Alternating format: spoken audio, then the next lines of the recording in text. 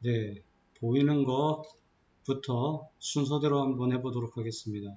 금액에 상관없이 물론 실전 투자도 중요하지만 공부를 하는 거니까 금액에 상관없이 한번 다 보도록 하겠습니다.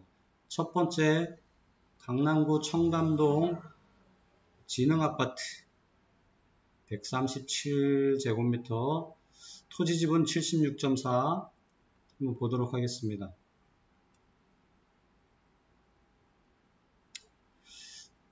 여러분들이 압류자산 공매 권리분석을 할 때 화면에서 가장 먼저 봐야 될 부분이 밑으로 쭉 내려서 감정평가일을 보는 게 중요합니다. 감정평가가 언제 이루어졌는지, 그게 우리가 이 물건의 수익성 판단하는 데 있어서 사실 기준이 되기 때문에 그렇습니다. 이게 2022년 말에 감정이 됐다면 가장 금액이 높을 때 감정이 됐을 거죠. 그렇지만 최근에 5월 달에 감정이 됐다면 하락세를 반영한 감정이 됐다고 봐야 되겠죠. 네, 그래서 이 감정평가일을 보는 게 생각보다 중요합니다. 그 다음 가셔야 될 부분은 일단 물건에 대지 면적이 있는지, 집합건물인 경우에는 토지가 대지권으로 흡수되어 있죠. 그래서 이 아파트는 집합건물이고 아파트의 대지권은 76.4제곱미터로 대지권 등기가 되어 있다. 이걸 지금 제가 왜 설명드리냐면요.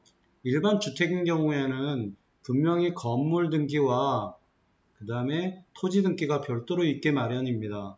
그렇죠? 그래서 단독주택 같은 경우에는 등기부가 두 개로 구성되어 있지만 이렇게 아파트 또 집합상가 이런 것들은 토지 등기가 별도로 없고 집합건물 등기부에 대지권이라는 명목으로 표제부가 구성이 돼서 만들어지죠.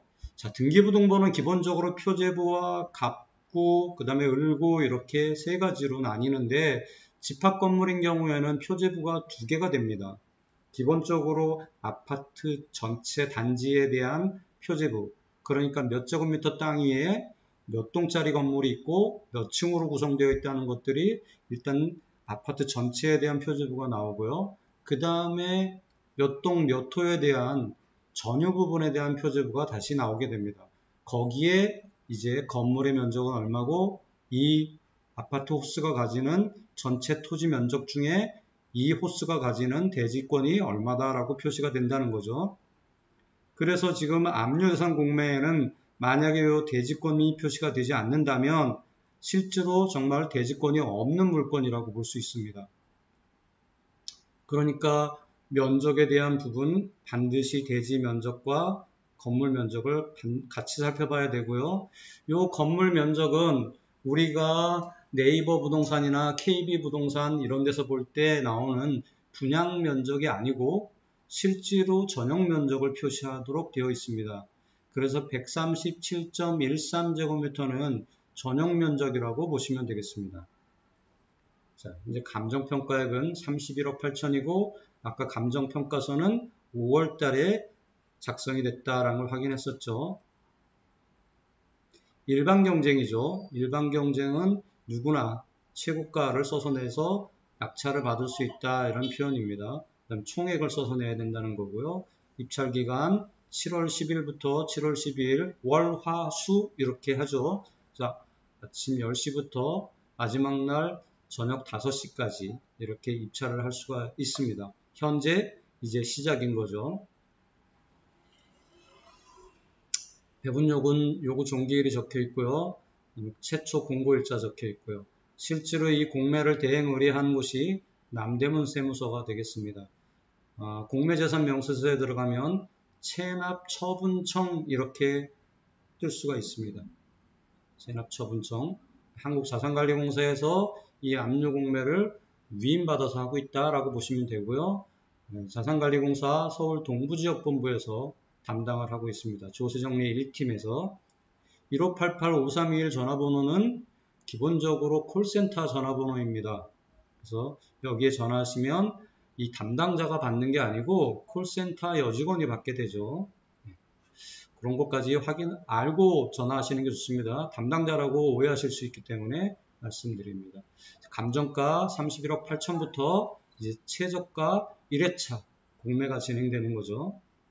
자, 물건 세부 정보에서 토지는 대지라고 표시되어 있습니다. 이건 지목이죠. 대지. 그 다음에 건물. 그래서 대지 면적은 아까 대지권으로 표시된다 그랬죠. 76.4.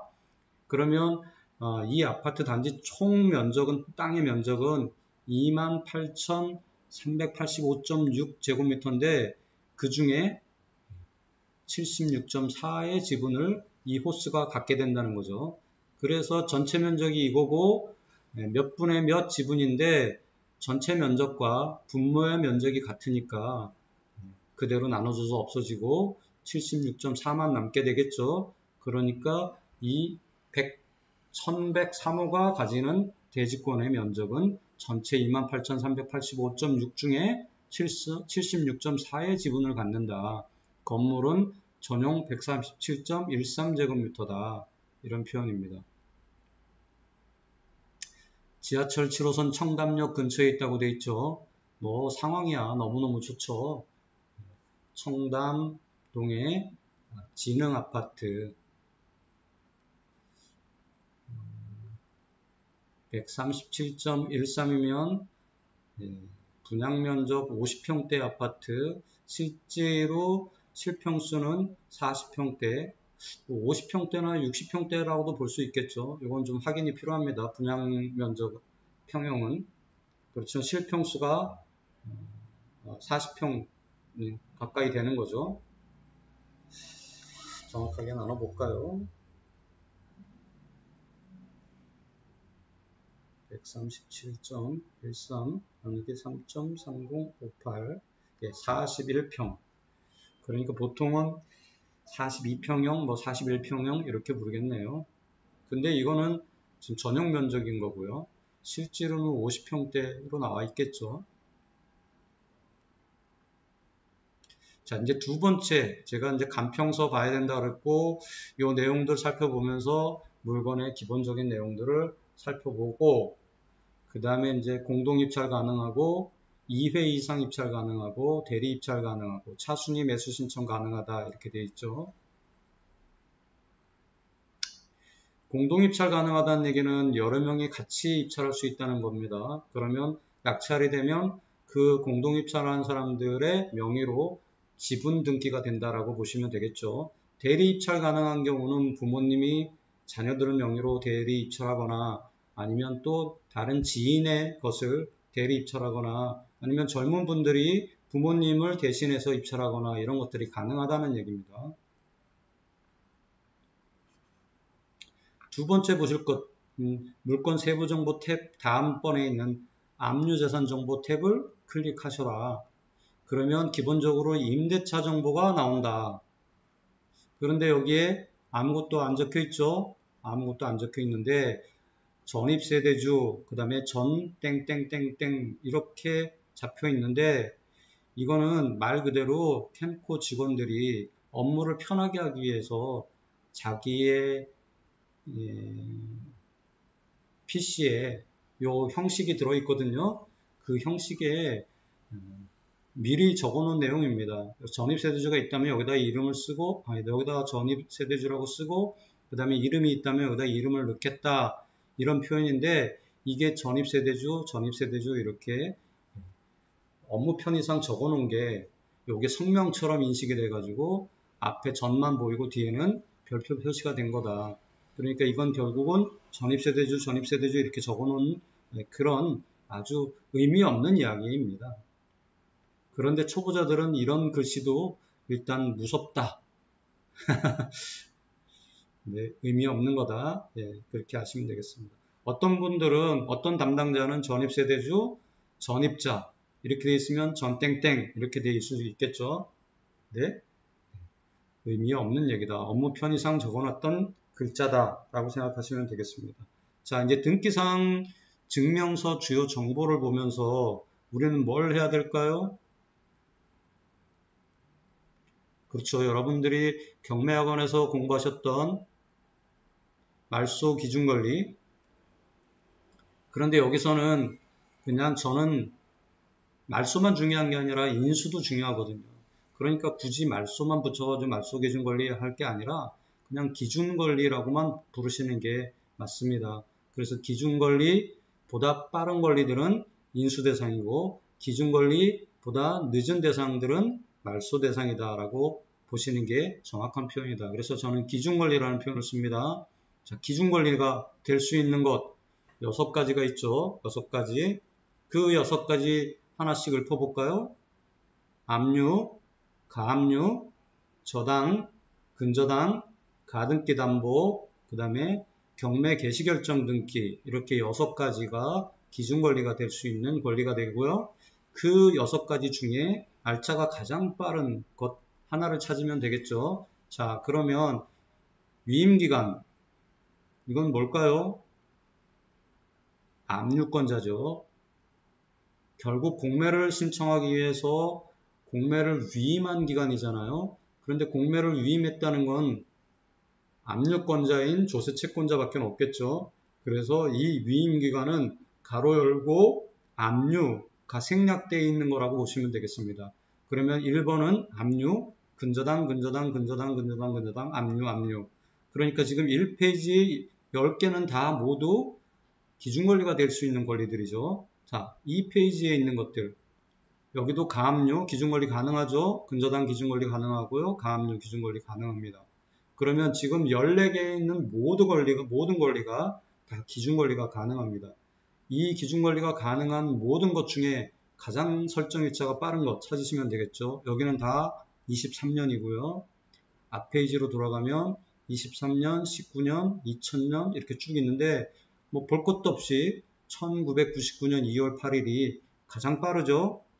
네, 근저당권자 기준권리가 가능합니다. 그래서 23억 1000만 원짜리 근저당권 1999년 2월 8일자 근저당권이 기준권리가 되고 이것보다 밑에 있는 것들 다 아웃 말소된다는 거죠. 아까 2페이지에는 다 23년이니까 다 말소. 그리고 근저당 본인도 말소. 그러니까 등기는 깨끗해진다. 그렇죠? 걱정할 거 없겠죠? 자, 등기는 깨끗해집니다. 그리고 아래로 내려서 입찰 전 알아야 할 주요 사항 이렇게 나오죠. 공매재산의 인도 및 명도 책임은 매수인 부담으로 이건 기본적으로 적히는 내용입니다. 왜냐면 압류자산 공매의 인도 책임은 매수자에게 있다는 게 기본입니다. 그러니까 우리 보고 혹시나 명도할 사람이 있으면 명도할 책임이 있다 이런 뜻입니다. 물건 답사 등을 통해 상태 점검 및 관리비 미납 여부 이것도 상투적으로 나오는 얘기죠. 결국 우리 보고 현장 조사 꼭 해야 되고 거기에 밀린 관리비가 얼마 있는지 알아보고 입찰하는 그런 당부의 이야기죠. 그 다음 임차인의 대항력 등 기타 권리관계에 대하여 반드시 입찰자 책임하에 사전 조사 후 입찰 바람 이렇게 되어 있죠. 이것도 기본 당부사항입니다. 그래서 임차인의 대항력 이거 알아보려면 전입세대 열람해서 전입일이 지금 우리가 살펴봤던 근저당권 1999년 2월 8일보다 빠른 임차인이 있었는지 확인하라는 거죠. 그가 만약에 있다면 그는 이 기준권리보다 먼저인 권리자니까 인수 대상이다 이런 뜻이죠. 그렇지만 앞에 임대차 정보에 아무것도 없는 걸로 돼 있었죠. 네, 그러니까 일단은 임차인이 없다라고 판단할 수 있습니다. 보통의 경우는 권리분석 기초정보 위에 점유관계가 나오기도 하는데요. 지금 오늘 이 물건에는 점유관계에 대한 이야기는 없습니다. 자, 그러면 우리는 압류자산 정보를 확인해서 임차인의 정보를 확인했습니다. 그렇다고 여기에 임차인의 정보가 없다고 해서 반드시 임차인이 없다라고만 볼 수는 없습니다. 왜 그러냐면 임대차 정보하고 가로쳐 놓고 뭐로 기준이라고 했습니까? 감정평가서 및 신고된 임대차 기준이라고 해놨죠. 요 기준에 따라서 아무것도 없다라는 표현이지 임대차 정보가 진짜 없다라고 100% 확신할 수는 없다는 거죠. 그러니까 간평서상 임대차 정보가 하나도 없었다는 얘기고요. 신고한 임차인도 없었다는 뜻이라고 축소해서 이해하시면 된다. 네. 그 다음에 이제 세 번째 탭, 입찰 정보 탭을 클릭을 해서 더 확인을 해야 되겠죠. 자, 7월 10일 날부터 시작하는 물건이라 지금 공매재산 명세서 클릭할 수 있는 기본적인 클릭 창이 활성화되지 않았죠. 요 활성화되지 않은 이유는 국세징수법에 따라서 기본적으로 배당을 요구한 채권자들의 내역을 입찰기일 7일 전에 열람할 수 있도록 한다라고 되어 있기 때문에 이 공매자산 명세서, 즉 우리가 열람할 수 있는 그 공매자산 명세서는 지금 현재 볼 수가 없는 상황인 거죠. 왜냐면 지금 입찰 기간이 7월 10일이기 때문에 이거보다 7일 전인 7월 3일부터 여기에 창이 활성화돼서 나타난다. 그렇게 이해하시면 되겠죠. 지금 현재로서는 이 물건 앞에서 볼 수 있는 두 가지 탭에서 열어본 것만 가지고 권리분석을 한다면 임차인은 없고 선순위 근저당 1998년 근저당이 기준권리가 돼서 이하 깨끗하게 말소, 등기는 깨끗해진다. 거기까지만 지금 이 물건은 확인할 수 있다라고 보시면 되겠습니다.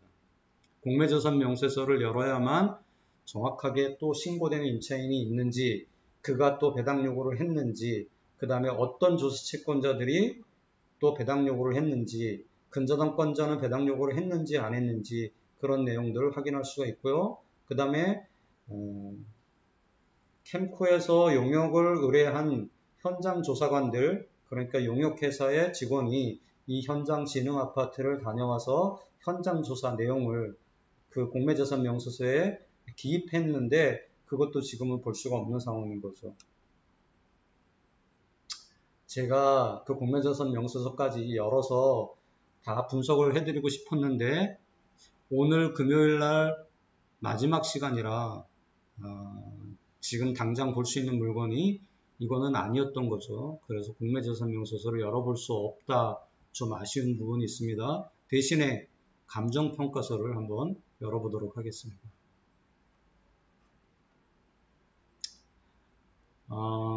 똘똘한 한 채, 가진 게 돈밖에 없는 분들,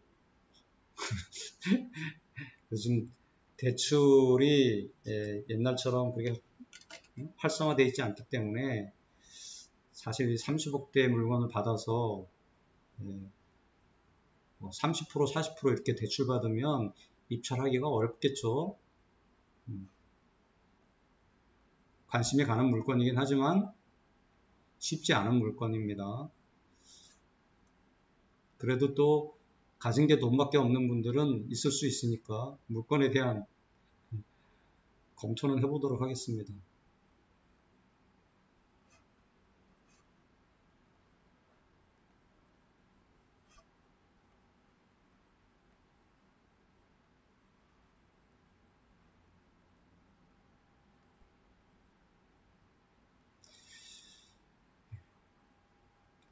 소유자는 양무승 씨, 이분이 체납을 하셨겠죠.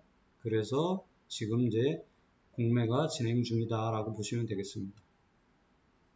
아까 우리가 확인했던 것처럼 감정평가는 23년 5월 13일 날 진행됐다.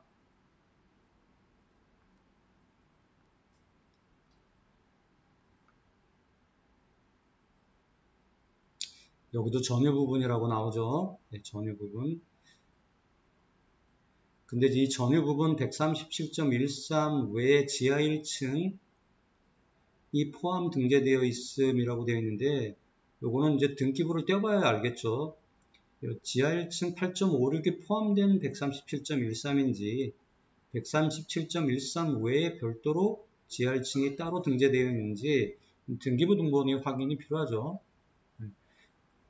지금 여기에서는 별도로 있는 것처럼 이해할 수 있게 되어 있는데 정확하게 확인하려면 등기부 등본을 확인하는 게 좋겠습니다. 여기에 확인이 되어 있네요. 공용 부분 중에 지하 1층 8.56제곱미터가 별도로 있다고 되어 있습니다. 그러니까 요 1103호를 가지면 아파트 전체 전유 부분 137.13도 생기는 거고, 지하층에 또 8.56의 공간이 또 하나 생긴다고 보시면 되겠죠. 예전에 오래전에 지은 건물들이 주로, 이게 84년에 지은 건물이죠. 네, 이렇게 지하에 별도의 창고 공간을 만들어준, 그 시절에 이게 아마 인기였던 것 같아요. 80년대 아파트에, 서울 아파트에 이런 공간들이 꼭 있더라고요. 그 당시에 유행했던 어떤 아파트 건설의 한 단면을 보여주고 있습니다.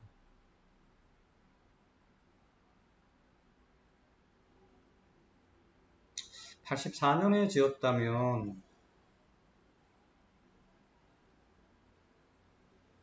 제가 8호학번인데 제가 대학 들어가기도 전에 이 아파트가 지어졌었네요. 94년, 04년, 14년, 24년, 내년이면 40년이 되는 아파트네요.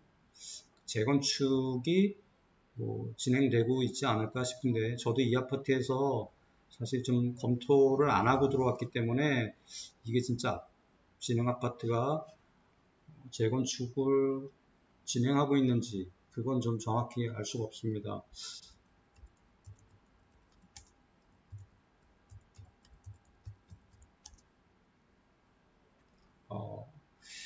기본적으로 있네요.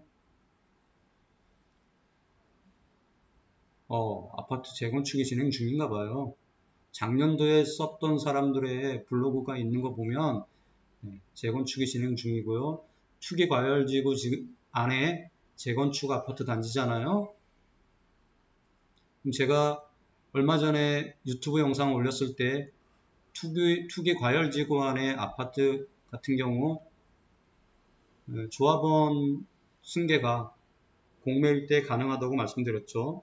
경매나 공매일 때 조합원 승계가 가능하다고 말씀드렸죠. 그래서 이거는 우리가 공매로 받는다면 현재 소유자가 재건축의 조합원 신청을 해놓은 상태라면 그 조합원 자격을 공매 낙찰자가 인수하게 된다, 양수하게 된다.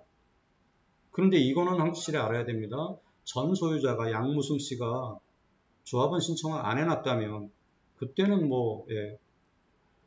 안 되겠죠. 그렇지만 조합원 신청을 안 해놨을 리가 없겠죠. 근데 그것도 또 만에 하나 모르니까 재건축 조합에 전화해서 양무승 씨가 조합원으로 신청을 해놓은 상태인지 그거 물어보시면 되겠죠. 그러면 조합원이다 라는 답변을 들으면 우리는 투기과열지구라도 이게 압류자산 공매로 낙찰받는 거니까 조합원 승계에서는 전혀 하자가 없다 라고 보시면 되겠습니다.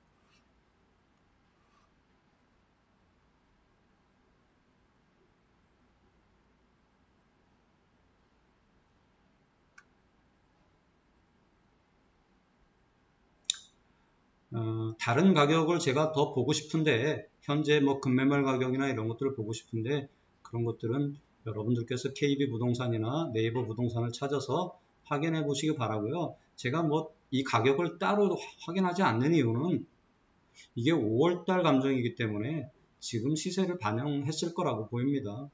간평사들이 바보가 아니기 때문에 현재 시세를 잘 반영하고 있을 거라고 보고, 이게 1년 전 감정이라든가 2년 전 감정이라면 제가 또 달리 찾아보겠지만 올해 5월달 감정이기 때문에 다른 거 굳이 찾아볼 필요는 없겠다 그런 생각을 합니다.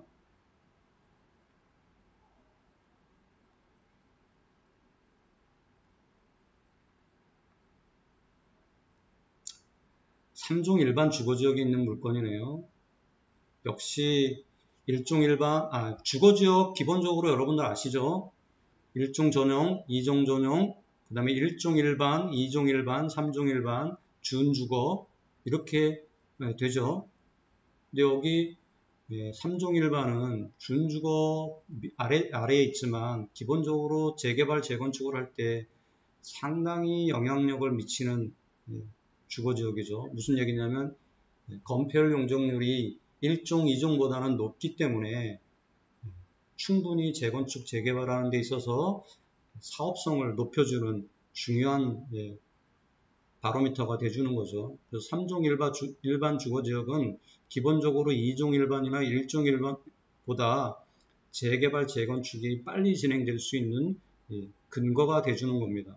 기본적으로 2종 일반 주거지역에 있는 것들이 재건축, 재개발 이런 게 되려면 조합 측에서 기본적으로 전체가 가지고 있는 조합원들이 모두 소유하고 있는 땅 지분 중에 일부를 시나 지자체에 기부 체납하면서 종 상향을 추진해 가지고 2종을 3종으로 종 상향을 해서 그래서 사업 추진의 탄력성을 받는 그런 일들을 한단 말이에요. 그런데 3종 같은 경우는 기본적으로 그런 기부 체납이나 이런 것들을 최소한으로 줄일 수 있고 그 다음에 종상향을 미끼로 하는 여러 가지 지자체의 요구사항을 거절할 수 있기 때문에 굉장히 사업성이 좋은 주거지역이다 라고 보시면 되겠습니다.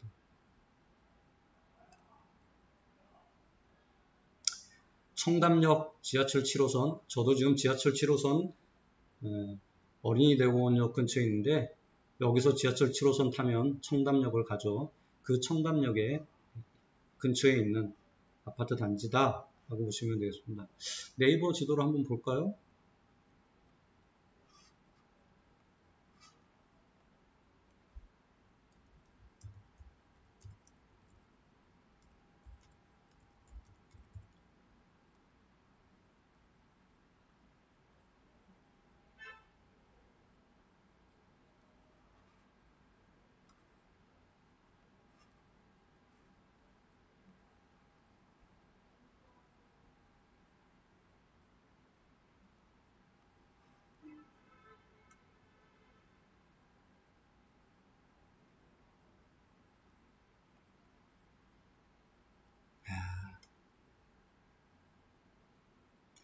이름은 뭐 그럴듯한데 아파트는 2동짜리네요. 위치는 근데 뭐 죽여줍니다. 위치는. 여러분들이 다 좋아하는 청담역 근처에 있습니다. 그 다음에 뒤쪽에 청담 근린공원이 있는 것도 뭐 이걸 숲세권이라고 봐줘야 되나요? 봐줘도 될 것 같아요. 다시 짓는다 해도 뭐 타평으로 한 2동 지을 수 있겠거나 뭐 지금 같은 식으로 이렇게 일자형인데 뭐 기역자형으로 2개를 넣거나 뭐 결국은 그렇겠죠. 근데 이제 더 높이 지으면서 일반 분양분을 뭐 채워야 되겠죠. 사실 상당히 고급화 전략을 써서 재건축이 되지 않을까. 청담 이쪽은 그렇게 가도 충분히 수요가 있을 만하죠. 그 다음에 이제 꼭대기에다가 펜트하우스 넣고 뭐 상당히 멋질 것 같아요.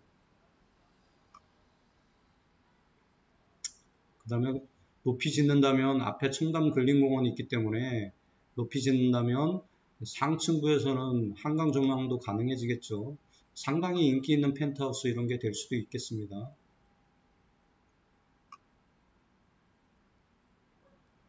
청담역은 여러분들이 여기서 지금 보시다시피 여기 굉장히 깁니다. 거의 한 블록을 다 차지해요. 그 지하에서 걷는 면적도 상당히 길이가 깁니다. 그래서 이쪽 끝에도 있고 이쪽 끝에도 출구가 있고 가운데도 또 출구들이 있기 때문에 청담역은 참 방대한 역입니다. 여하튼 뭐 이 삼성진흥 아파트는 역에서 가까운 아주 매력적인 아파트입니다. 단지 아쉬운 건 그 뭐 세대가 별로 없다는 것. 그렇지만 그런 것들을 다 캄프라치하고도 남는 지역적인 위치와 뒤에 청담 근린공원, 그다음에 위로 높이 솟는다면 한강 뷰도 가능한. 왜냐면 여기 청담 근린공원에 높은 건물이 들어올 여지가 별로 없거든요. 그렇기 때문에 그것 뷰는 항상 확보되어 있는 상태라고 보시면 되겠죠.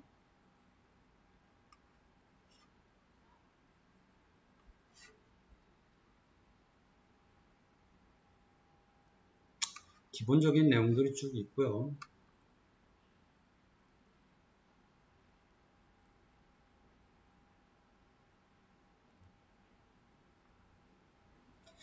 임대관계에는 미상이라고 돼 있죠. 우리가 확인해야 되는 내용입니다.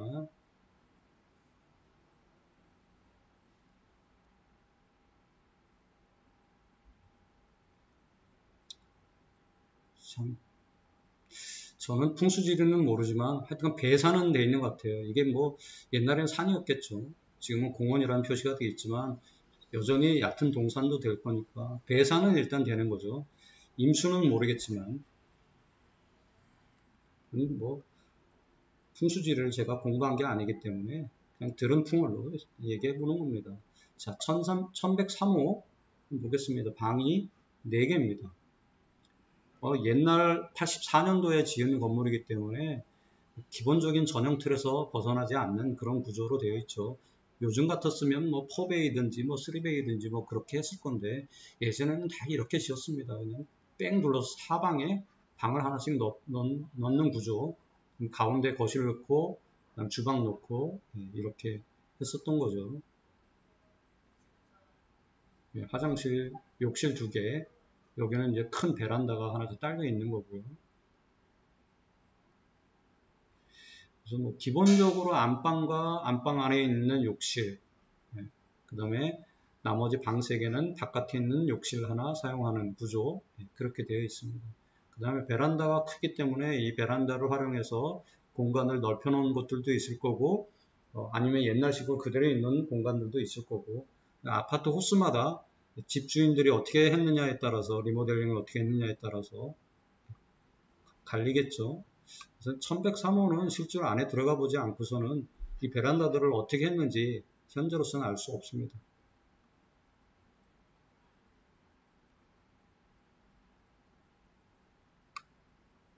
네, 사진은 뭐 우리가 임장 가면 볼 수 있는 그 정도의 내용이고 뭐 현관문 찍어 놓은 것 정도밖에는 지금 없는 거죠. 네, 도면도 애초에 건축할 때 어떻게 짓겠다 했던 도면을 가져다 놓고 구청에 비치되어 있는 도면을 가져다 놓고 설명하고 있기 때문에 현실은 이 베란다들을 다 어떻게 했는지 지금 알 수는 없는 상황입니다. 그리고 내부에 뭐 내력벽이 아닌 것들은 고쳐서 뭔가 바꿔놨을 수도 있겠죠. 뭐 방이 4개까지 필요 없는 경우에는 이쪽 방을 헐어서 뭐 거실을 더 크게 뭐 이렇게 했을 수도 있고 여러 가지 경우의 수가 있을 겁니다. 현재로서는 간평서에서 볼 수 있는 내용들은 여기까지입니다.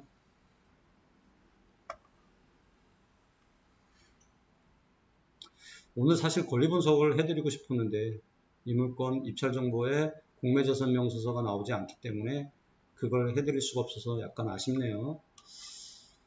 자, 그러면 다시 온비드에서는요, 여러분들이 이 PC에서 이 브라우저를, 이걸 이제 브라우저라고 그러거든요. 인터넷 창을 띄우는 거를 웹 브라우저라고 하는데, 그러니까 한마디로 www. 뭐 이렇게 해서 주소 칠 수 있는 이게 웹 브라우저인데, 이게 이제 2가지가 있죠. 제가 하도 연세 있는 분들이 공매하면서 아주 기본적인 거에 막히는 분들이 많아가지고 제가 이런 디테일한 설명도 드리는 겁니다. 본인이 사용하고 있는 웹브라우저가 여기 있는 엣지, 이 엣지를 사용하시는 분들, 그 다음에 이렇게 지금 저처럼 크롬을 사용하고 있는 분들 서로 다르단 말이에요. 근데 이 온비드는 사실은 인터넷 익스플로러, 그러니까 기본적으로 여러분들이 PC를 사서 PC를 세팅을 할 때 기본적으로 깔려 있는 게 인터넷 익스플로러, 그 다음에 또 거기에서 발전해서 만들어진 엣지, 마이크로소프트 엣지, 이게 기본적으로 깔려 있는데 여기서 움직입니다. 이 온비드가. 그런데 이 뒤로 가기 버튼을 클릭하면 이 온비드가 많이 엉키고 잘 화면이 안 떠요. 그래서 특히나 인터넷 익스플로러나 엣지를 사용하시는 분들은 목록 버튼을 꼭 활용하시는 게 좋습니다. 이 목록 버튼을 활용하시면 이전 페이지로 잘 갑니다. 그런데 여기 뒤로 가기 버튼을 클릭하면 자꾸 에러가 납니다. 그러니까 이거 굉장히 조심하셔야 되고요. 크롬을 쓰시는 분들은 요 뒤로 가기 버튼도 잘 먹어요. 잘 먹는데 열에 한 번 정도는 이것도 에러가 납니다. 그래서 온비드 창을 그러니까 웹 서핑이라 그러죠. 웹 서핑을 하실 때는 주로 이 목록 버튼을 이용하시기 바랍니다. 그러면 에러가 안 납니다. 그래서 목록 버튼으로 돌아왔죠.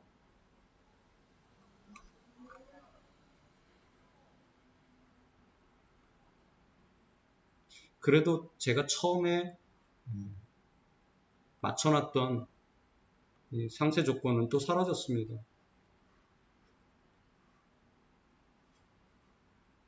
다시 맞춰야 돼요. 아주 이런 것들을 좀 개선을 하면 제가 온비드를 참 칭찬을 많이 할 텐데 온비드가 이런 것들에 대한 개선이 없어요.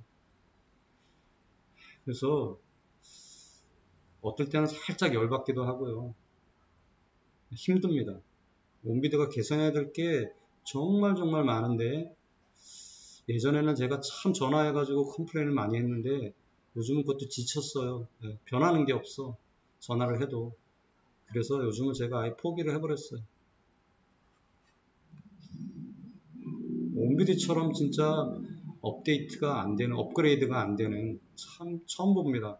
요즘에 얼마나 이 웹 기능이 능력자들이 많은데 참 이거 변하지 않고 그다음에 진보하지 않고 온비드가 언제까지 철밥통일까요? 제가 국세징수법이나 지방세징수법 공부하면 조세 채권자들이 공매를 하는데 외부에 위임할 수 있다고 돼 있지 온비드에 위임한다라고 돼 있지 않습니다. 언제든지 온비드를 떠날 수 있는 거예요. 온비드는 사실 좀 각성하고 좀 더 서비스적인 측면에서 열심을 다해야 합니다. 대표 사진 올라오는 것만 봐도 답답하죠. 답답한 게 한두 가지가 아닙니다. 버튼 누르면 있던 창으로 돌아가지 않고 엉뚱한 창으로 돌아가고 여러 가지 진짜 해야 될 말이 너무 많은데 입만 아픕니다. 변화가 없어요. 갑자기 송토회장이 돼버렸네요. 자, 두 번째 물건 한번 보겠습니다. 25%까지 떨어졌네요. 서울특별시 강북구 수유동에 있는 물건입니다. 요거까지만 하고 제가 오늘 첫 라이브 방송이라 몇 명이 들어왔는지도 몰라요. 그냥 하는 겁니다. 근데 이게 지금 라이브 방송이 되는지 안 되는지 저도 잘 모르겠어요. 나름대로 혼자 공부해가지고 지금 하는 건데 되는 건지 안 되는 건지 모르겠네요.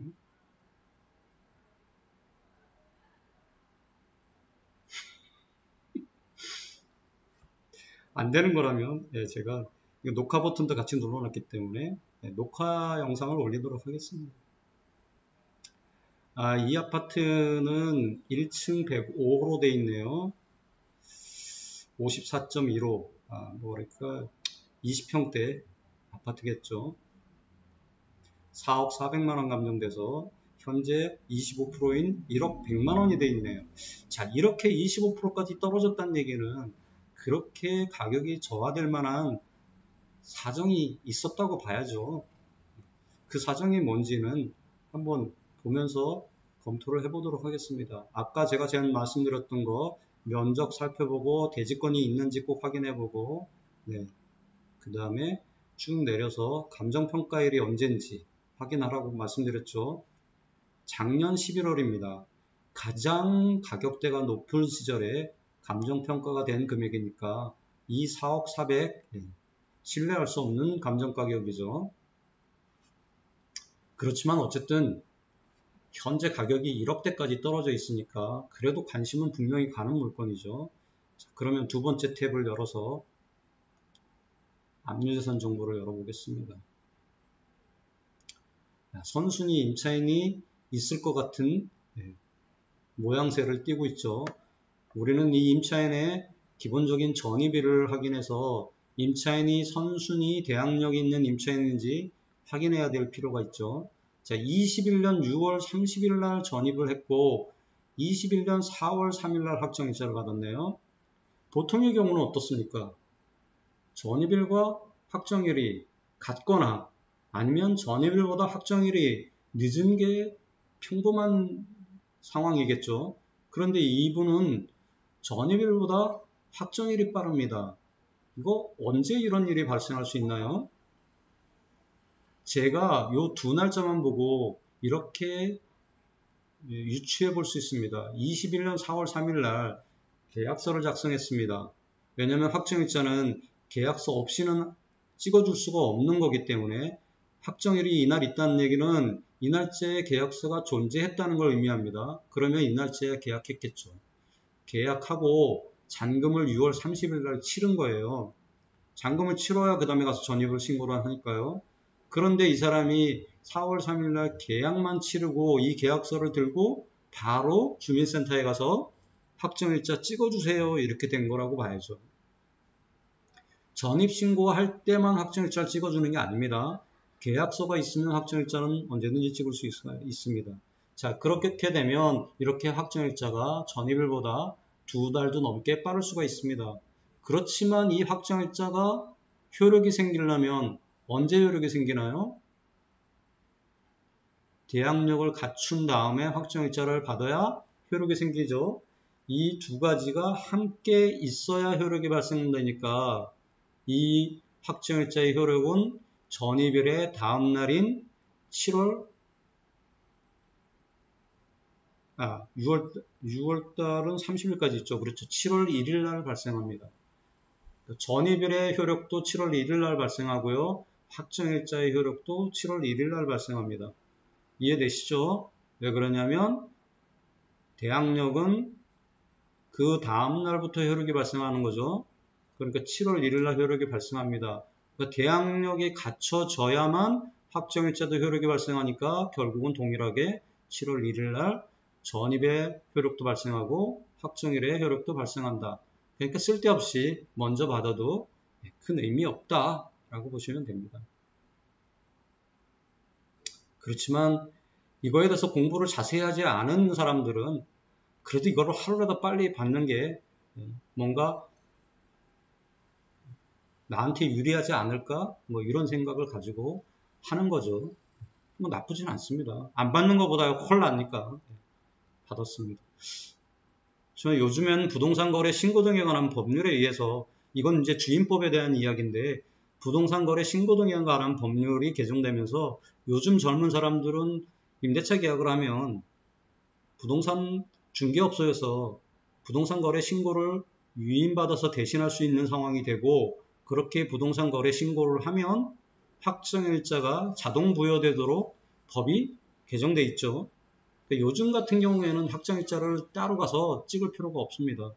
그냥 계약하고 잔금 치르면 알아서 공인중개사가 부동산 거래 신고를 하고 부동산 거래 신고를 하면 자동으로 확정일자가 부여가 됩니다. 요즘의 임차인들은 그냥 전입신고만 열심히 하시면 된다. 등기 내용을 살펴보도록 하겠습니다. 자, 유임기간 아까 말씀드렸죠. 가로 열고 압류라고 적힌 거랑 똑같다고 했죠. 압류권자 이건 뭐 강남구청이겠죠. 아니면 강남세무서든지 글자 숫자로 봤을 때는 강남세무서가 맞겠네요. 강남구청이면 네 글자야 되니까 그죠? 예, 강남세무서가 맞을 겁니다. 아니면 이건 이제 강북이니까 강북세무서겠네요. 예, 강북세무서 21년 8월 17일 전입일은 21년 6월 30일 그 다음 압류권자도 21년 8월 9일 제일 빠른 게 이건데 얘보다도 전입이 빠르니까 이 임차인은 선순위 대항력을 갖춘 임차인이 되는 거죠. 이렇게 권리를 가진 자는 뭐라고 말씀드렸습니까? 제가 유튜브에서 자기 보증금을 지키게 된다. 그렇게 말씀드렸죠. 그러면 이 사람이 이 보증금을 지키는 건 확정되어 있는 사실입니다. 그러면 임차인이 배당을 요구해서 이 금액에서 1억을 받는다 치면 나머지 2억 7천은 못 받게 되는 거죠. 그런데 이 사람은 아까도 얘기했지만 보증금을 지키는 게 확정되어 있다고 그랬죠. 그럼 나머지 2억 7천은 누가 내야 됩니까? 낙찰자가 내야 되는 거죠. 낙찰자가 와서 이 사람이 못 받은 돈 2억 7천을 떠안아야 된다는 얘기가 되는 거죠. 이 사람이 배당 요구를 했는데 우리가 낸 1억 100만 원 중에 한 푼도 못 받아간다. 무슨 얘기냐? 이게 뭐 당해세나 법정기일 빠른 것들이 다 쪼개서 나눠 가져가고 나면 임차인이 받을 돈이 하나도 없다. 이렇게 될 수도 있습니다. 왜냐하면 당해세가 크면. 그러면 임차인은 3억 7천을 지키는 권리가 있는데 배당에서 한 푼도 못 받았다. 그러면 이 3억 7천을 누가 떠안아야 돼요? 낙찰자가 떠안아야 되겠죠. 그러니까 이 물건은 기본적으로 간평이 가장 최고조의 가격대일 4억에 됐는데 거기에 대항력을 갖춘 임차인이 3억 7천짜리가 있으니까 이 물건은 3억 7천에 받아도 수익이 안 나는 물건이겠죠. 그러니까 이 입찰 금액이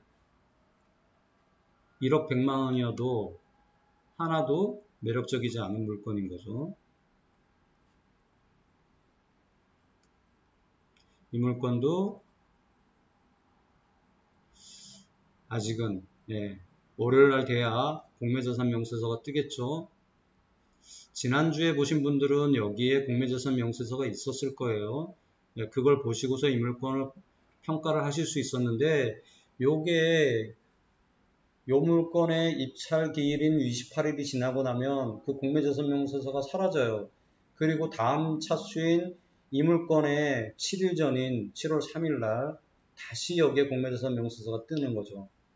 현재로서는 지금 오늘 제가 날짜를 잘못 잡았어요. 권리 분석하기가 안 좋은 날짜에 이걸 잡았네요.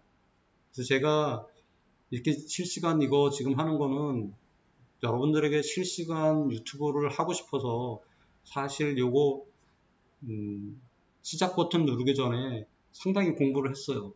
이게 실시간 라이브 방송 어떻게 하는 건지 다른 유튜버 보면서 막 공부해가지고 이거 세팅을 마친 거예요. 그리고서는 그냥 버튼 누르고서 그냥 시작했는데 하필 오늘 이런 날이네요.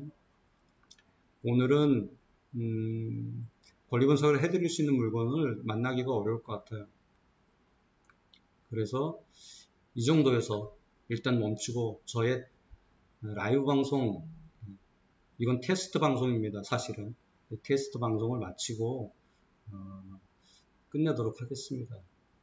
그래도 제가 이 물건들에 대한 권리 분석은 못 해드렸지만 이 온비드 사이트에서 물건을 보면서 뭐를 중요하게 봐야 되고 또 어디에서 어떤 정보를 얻어야 되는지에 대한 이야기들을 해드렸고 상당히 아주 기본적이지만 누구나 반드시 알아야 될 내용들을 설명드렸으니까 이것들을 바탕으로 다음번 제가 라이브 방송을 다시 한번 시도할 때 그때 꼭 오셔서 같이 권리 분석을 실시간으로 해보시기 바랍니다. 감사합니다. 마치겠습니다.